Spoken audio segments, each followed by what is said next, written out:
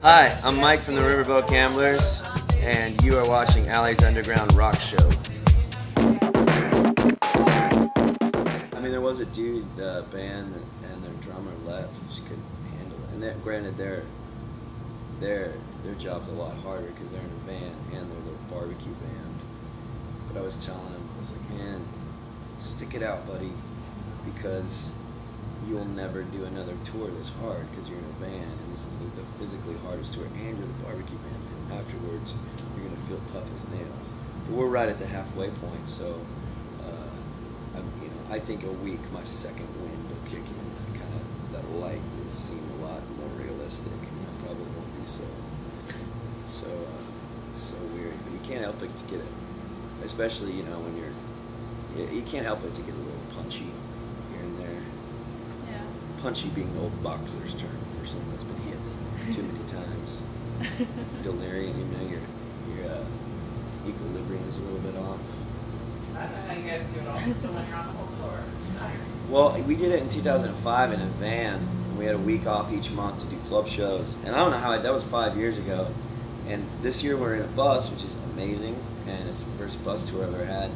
And I'm having a good time most of the time. But still, it's physically grueling because you still get up super early and posters and talking and promotion. And I think that's I think that at the end of the day, that might be the hardest thing for me is the self-promotion aspect, because that I don't know. I'm gonna say I'm good at it, but I have some skill set in writing songs and performing on stage, and I definitely believe in musically what I'm doing, and I feel that if there's a certain amount of people would like it if they were able to check it out, or if it had like a push behind it or whatever. But I'm not good at actually walking up to people and going you got to check out my band, we're amazing, we're awesome. We kind of sound like this and this meets this and this. I'm just like, oh, I don't know, it feels just disingenuous. I've just never been good at that. And that's what you got. It's so important to kind of do that. I'm doing the best I can as far as putting up posters, but it feels very I think maybe from the punk rock scene that in Texas, maybe we're from Texas, and I think there's this an attitude out there. It's just very hard. It's just very hard to be a slick self-promoter, and you got to check us out. And at this time, it's really not comfortable doing that. And I can try. Trying to break. I don't know if it's ego, and I think some of it's just not in my nature. I remember I was a telemarketer. My first job ever, I was a telemarketer, and I sold over the phone. I sold cable channels, and I actually remember thinking that's a pretty good deal. The Encore channel for $1. Movies, I'm a movie fan, but I just couldn't do it. I'm like, it's pretty cool. It's $1. They show They showed Treasure of the Sierra Madre this month. When is it? When would it be a bad time? I like it when you turn them. But I know it's $1. Maybe you don't.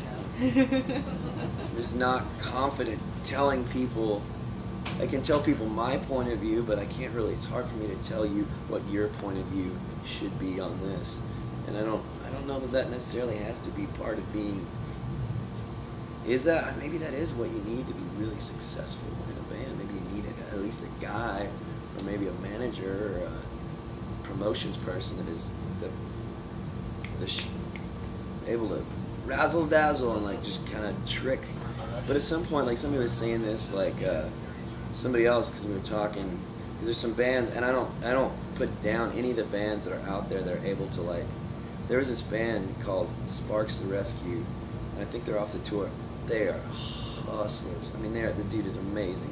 They sell 70, 80, 100 CDs just by walking around. Going, hey, you need to listen to this. Check it out. And they go to mall. They'll be in a mall. Just walk around the mall. And I'm like, oh. So one day I was like, I'm gonna try this. And I did half an hour, and I sold 1 CD. And which maybe and I'm just and I felt I just couldn't. One, I just didn't have that physical energy, and two, the emotional energy that it took out of me was just really hard, because I think part of me almost takes it, and it shouldn't, but I almost take it badly when some kid is whatever. And granted, if if the bands you came out to see here were like, I don't know, not seriously not to diss these bands, but like if you came out here to like listen to like Attack and bands that sound like that, like there's no reason why you should like what we're doing. Like it's just, it might as well be like, we might as well be like, we're so different in my opinion that we might as well be playing like ragtime music and singing about FDR and the New Deal or something like that. Like it doesn't, like it's so far.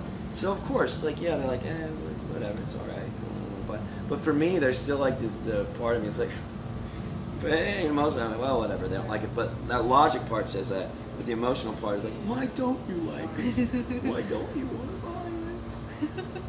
So I don't know. I can't remember where I was going with this circular. I think fractal, you need to talk fractal right now, of man. a tangent. It's a fractal. It just keeps getting No, I'm smaller. scared, Aly, if you ask him to ask you what he's going to ask you. I know. That's the problem. You get to ask me a question at the I end of did? this interview, yeah. Okay, I got the big one. Oh. See? How do I succeed That's great. How do you in the succeed? music world right now? I mean, you were kind of going somewhere when you said you need someone who, you know, would be promotional or a manager or something like that.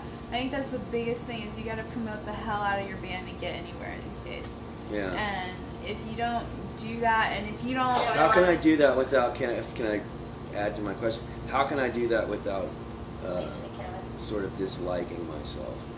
And that's the line I'm trying to walk daily. You gotta Keep in come mind, up... I'm already not that big a fan of me. Oh my god. You gotta come up with reasons in your head of when you talk to people, this is why you should listen to my band. Yeah. Because we're this or we do this. You gotta just sell yourself without selling out. You know what I mean? It's a fine line.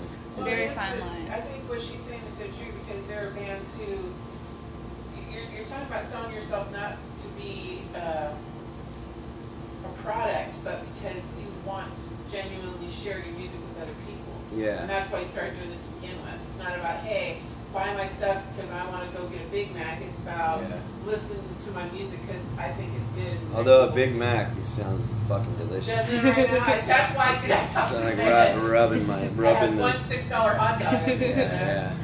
But yeah, that's what I think is very important. That's the biggest thing. Right. It's not about what label you're signed to or whatever. Yeah. It's about telling people why you're here and why they need to listen to you instead of this band. I'm gonna open our, or maybe mid set. I'm gonna figure out the right thing to say. I'm gonna say we're this band and we're here to do this. And this is why you should like us. I think you should do I'm that gonna today, do it. I'm like, honestly. literally So it's clean. verbatim. I'm gonna do that. Yeah. I should write that down.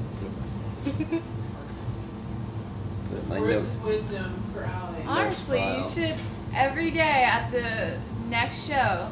It's a new reason every day. Yeah. You say it in the middle of your set. This is who we are, and you should like us because of this. I'm writing this. I'm not texting someone. I'm I writing this in know. my notes file. It might be today because you have really cool socks on. You know. Wow. You could tell them that. That's no reason to enjoy it. Although, these are good socks. They are good socks. Yeah, I was going to say.